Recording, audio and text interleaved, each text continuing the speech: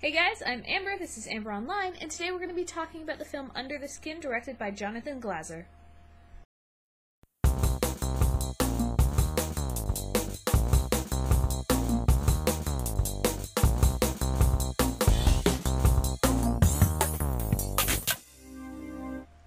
Under the Skin is a film adaptation of Michael Faber's novel, and because it is quite different from the plotline of the novel, I'm going to try my very best never to use the phrase "in the book" to explain what happens in the film, because I think it is trying to do its own thing, and it relied very heavily on show don't tell, which made a lot of the scenes sort of vague and obscure and easy to read into, and ask the audience to interpret it. So I'm going to try not to insert information from the book to tell you what I think was happening until the very end, and then maybe I'll do a little bit of that, because I think it is a standalone project and I want to view it as that.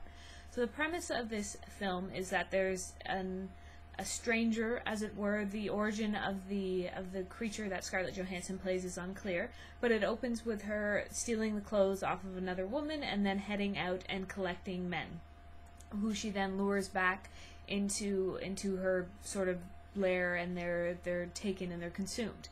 So the beginning is really disorienting for the viewer, and I think throughout a lot of the film they're trying to sort of keep you on your toes, and I believe this is because the director wants to lend you a more alien perspective of how she might be seeing the world. Because it starts off with a lot of shots that contrast light and dark very quickly, and also loud sound and silent music very quickly, and a lot of staccato violin, intense music that sort of gets your heart rate up, and it gets you very on edge and involved. And I think this allows us to see how she might be viewing the world as an outsider who's arrived here and who's become a part of the society, but she's really unsteady on her feet, and he has a lot of scenes that illustrate that very well. For instance, she's walking down the sidewalk, she falls down, she just lays there, and people have to get her up, and they don't really know what's going on with her. So she's an outsider to the world. The film makes us an outsider by not giving us access to her inner monologue, to her feelings, to a lot of the things that are going on with her, so we're left to interpret just as she's left to interpret what's going on with us. Indeed, even a lot of the men that she picks up throughout the film have extremely thick Scottish accents, and that I assume if you're from Scotland it would be much easier to tell what they're saying, but premiered to a Western audience, like the North American audience rather, some of these accents are so thick it's almost indiscernible what they're saying, and perhaps it's also to show that she's learned English and now she has to cope and interpret those accents as well.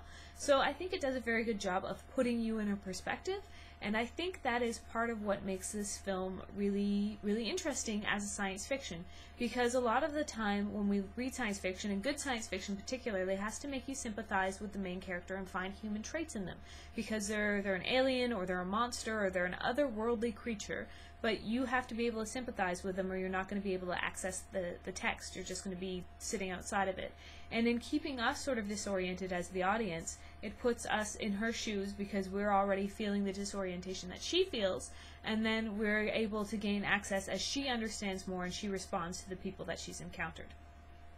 So I think that works out well as far as perspective, but it does make it a more difficult film to watch than just a casual entertainment piece.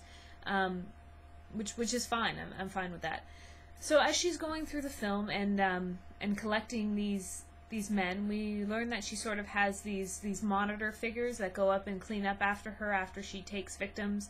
They sort of keep track of her and what she's doing, and she doesn't seem to have a really amicable relationship with her. She doesn't speak to them, she doesn't seem friendly with them, so they're more of a enforcement community that seems to be working with her. And you get the impression that she's doing a service for a larger group.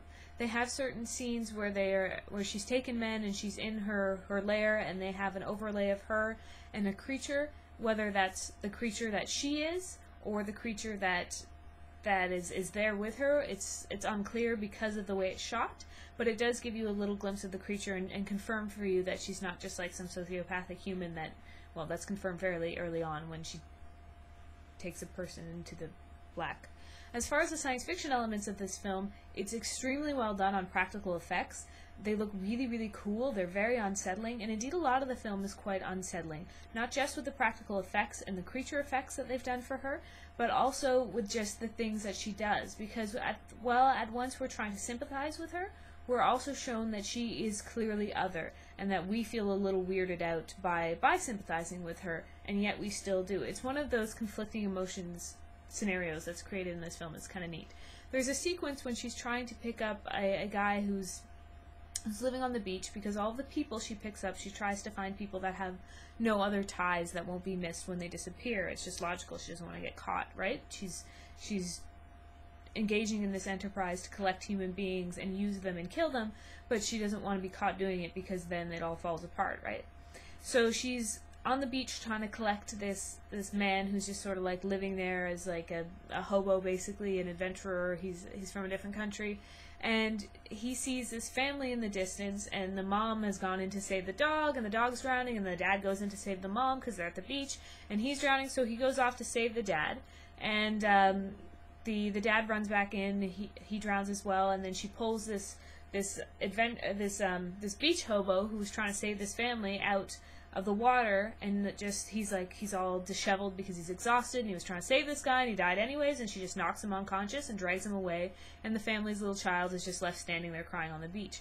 So it's this really unsettling, sociopathic scene, really, where you watch the dog die, and the mom die, and the husband die, and the child left behind, and she just takes what she wanted and ignores the rest of it, and then later her monitors come up and clean up the guy's campsite on the beach so that there's no evidence of him left. So in that way, it's also shot very well to make her a monster, and to make her, at the same time, I don't know, alternate from us, to see us as lesser, to make it clear that she sees our lives as lesser, like we're more like cattle than like people to her. That being said, I think they do a good job of making a turnaround for her, because at one point she picks up a hitchhiker, or I guess he's just a man walking down the street who has facial deformities, and she takes him back to her lair, and she traps him, and then they have a shot of her staring at herself in the mirror, and then she sees a fly trapped in the window, and she decides to let this guy go. And I think that brings to play one of the major themes in the film, is what is the nature of a monster. So we have Scarlett Johansson's character, who is this otherworldly creature who's capturing and killing people. However, at the same time, the men she picks up are shown to be often to be very lecherous, to be very undesirable, and to be very, very unsettling. And you're nervous for her when some of these men get in the car with her. Like, you're afraid they're going to hurt her, you're afraid they're going to abuse her. And I think that's the other theme in the movie, is what is a monster and gender roles. Obviously, when you're watching this movie as a woman, you can see that if they put a man in the van to capture people, this never would have happened, right? There's no woman who's going to get into a van with a strange man and go like, I'll totally go with you wherever you want me to go. You're offering me sex? Of course I'll go. No, that's not what's going to happen. So it only works from this gendered perspective, that she is a sexy woman who talks to men, and because the male ego is so great and so inflated, they never question the fact that a woman who looks like Scarlett Johansson is trying to get them to come home with her. They just go with it. And the only person that ever questions the reality of this situation, and he thinks he's dreaming, is the individual she picks up with the facial deformities. Because though he has a more monstrous appearance, as it were, if we're going for traditional depictions of people, he's a less monstrous human being. He's a better person. His male ego is less inflated. He's more like a human being, and he's the first person she decides to release, because he's less of a lech. He's less aggressive with her. In fact, there is a scene in the movie where they have a bunch of men that try to attack her van. She's driving around at night looking for someone to pick up. A man approaches the window. He tries to get inside. A bunch of people jump the van, and you're very afraid for her, even though she's just been out and killed like every other man she's encountered in this film. She's watched a family die. She's killed a bunch of people, but you're still afraid for her. And that is also, I think, one of those gender politics things that we're looking at, that because she looks so innocent, and because you feel the sense of empathy for her, and you feel the fact that she could be in danger from these men, you want her to be protected in spite of the things that she does. And I think it's interesting then, if we look at standard of beauty as negating monstrosity in individuals, that we feel for Scarlett Johansson. She's beautiful, she's sensitive, she's disoriented in this world, she's just doing the things she has to do to survive, so we kind of feel bad for her.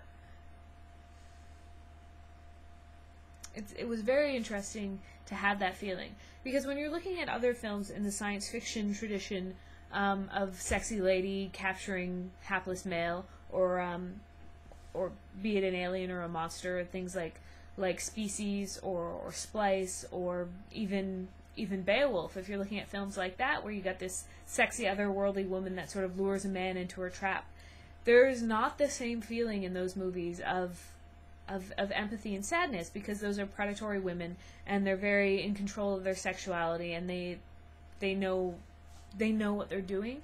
And you almost feel like, because she's so beautiful and innocent and sweet looking, that she doesn't really know what she's doing. And later on, when she releases that man, obviously she's in trouble with her protectors, and she basically tries to run away. At which point she meets a nice man who takes her out on a date and doesn't immediately try to sleep with her, and he's trying to help her. And then she later runs away from him because of bedroom difficulties, I guess, and she's on a walk in the woods, and she meets an even more monstrous man who tries to rape her and track her down. And ultimately, these, like, you guys know my things are spoilerific right by now, right? Like, I'll also put a warning, of course, you've been warned, it's spoilery. This man that she meets in the wood is the man who actually eventually kills her, because he's trying to rape her. And when he's trying to rape her and he's manhandling her and pawing at her, he accidentally tears her skin suit that is keeping her looking human, and sees that there's like this gnarly black creature underneath. So she's sort of like, her skin is torn, she's staggering away from him. He's run away because his initial reaction was like, oh my gosh, what is she? When he saw that her skin suit was torn, and then he runs back, douses her with gasoline, and sets her on fire. And that's how she dies. That's how the film ends, that she's been destroyed.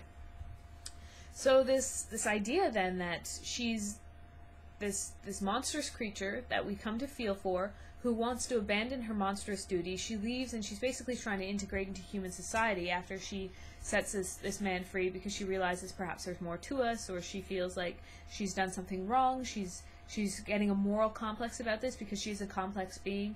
As soon as she does that, humanity comes out as a monster. This guy attacks her and tries to sexually take advantage of her and kills her. So it's sort of a turnaround from the beginning of the movie, when she was using sexual advantage of her beauty over men to lure them into a trap.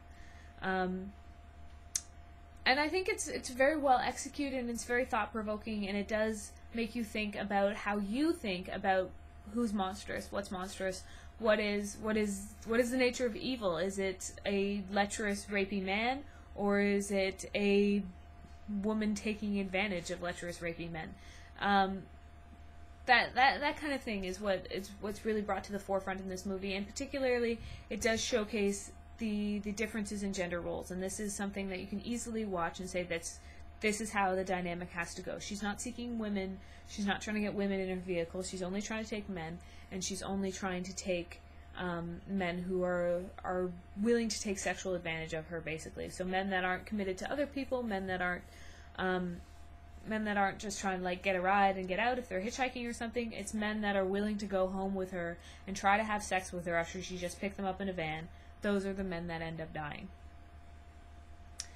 So, very interesting film. The book, I'm going to talk about a little bit more now because I'm sort of done analyzing the movie. The book is a lot more overtly a science fiction piece and less of a mood piece. The film was very much a mood piece that was for interpretation and for sharing more of a message, I believe, whereas the book is a much more plot heavy, basically. There's a lot more dialogue and inner monologue, of course. Because it's a book, you can hear her inner thoughts, and you hear the inner thoughts of the men she's picking up. So you get to see the contrast and perspectives between the character that Scarlett Johansson plays, who's called Isserly in the book. I don't know if she's ever named in the film. I think maybe once. So between Isserly and the men she's picking up, and they're always sort of they're having average male thoughts. Some of them are very like aggressive and sexual and negative, and some of them are just like men who are looking at her from a paternal perspective because she looks very young and small. And what's interesting in the book is that they don't suggest that she's very beautiful to them. Like, she's got fake boobs that are like really big and men are really into them, but that's really her only desirable trait because the rest of her physiology is still sort of alien and warped. She's had like surgeries and she's always in pain because she had her physiology changed so that she could integrate with people and take them.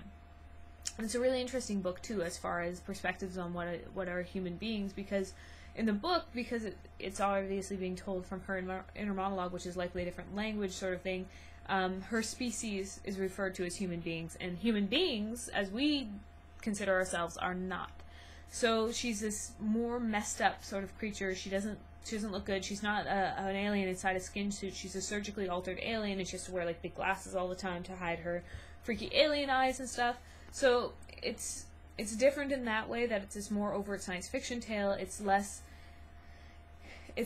about just gratuitous Scarlett Johansson nudity. This is also the other function of this film, is to see like gratuitous Scarlett Johansson naked in a socially acceptable format, because she's naked like half of this movie, or like scantily. She's always taking her clothes off because she's trying to seduce these men. They have like long shot scenes of her just like checking out her own naked body and being super pleased with it. So there's that. If you don't want a thinking movie, you can watch this. But the book does do it really differently, because she's not beautiful, and because you get a lot more of her feeling without being open to audience interpretation, without being the author's overtly telling you what he wants you to think that she's thinking, because he's saying this is what she's thinking. Whereas in the film, they have a lot of long shots of her examining herself in mirrors, a lot of reflection, a lot of just moments where you can wonder, what is she thinking? What does the camera shot that they're showing you tell you about her perspective, which is very fascinating. Another interesting note about this film, just like offhand, if you're reading about the making of this film, one of the things they said they did when they were making it is that a lot of the men she approached weren't actually actors. They were just people on the street, and they had hidden cameras in her vehicle, and so they filmed them, and they didn't recognize her as Scarlett Johansson because she's like in a wig and she's out of context. So it was just not actors, but just people genuinely reacting to her, and her genuinely reacting to them, which I think is kind of a neat way to do this film, especially considering the unscripted nature of her interaction with people. Because it is, with any film that you have in the science fiction tradition with aliens coming to Earth and trying to integrate with humans, you have to have this sort of feeling of an unscripted thing, because they don't have the tools to identify with people, to read our facial expressions, to read our emotions. Generally, that's how they're interpreted. They just show up and are. And maybe they know our language, but they don't know anything else about us. So this becomes a very interesting way to do it, because she's not then an actress reacting to a script that she knows how to predict, but she's reacting to just people she meets on the street, and she has to deal with that accordingly, which is a neat way to make a movie. This movie had a very interesting premise, and a very interesting choice, and a neat way to make a movie out of a science fiction story. And I think it's fun science fiction, because like any good science fiction, it makes you question the nature of what you're looking at. And I think, as I said multiple times now, it's quite making you question the nature of monstrosity, and making you examine the nature of sexual paradigms in our culture, and what it means to be a woman versus what it means to be a man, and who is ultimately always the more vulnerable party. And it really highlights the fact, based on where our sympathies lie, and based on what happens to her, that in spite of the fact that she's a people-eating monster from outer space, she is still more vulnerable than men. It's like hashtag all women are. No, but it's a really neat movie. You should check it out if you can find it playing somewhere. There's like one theater in Toronto going. I had to go downtown to go and watch it. It's like a hassle, but I really wanted to see it. So if you can find it playing, it's absolutely worthwhile checking it out.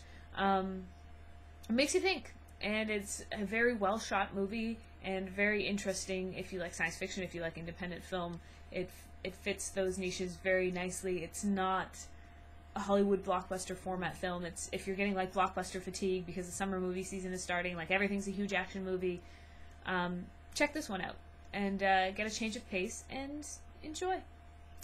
That's all for now. Talk to you next time. Bye.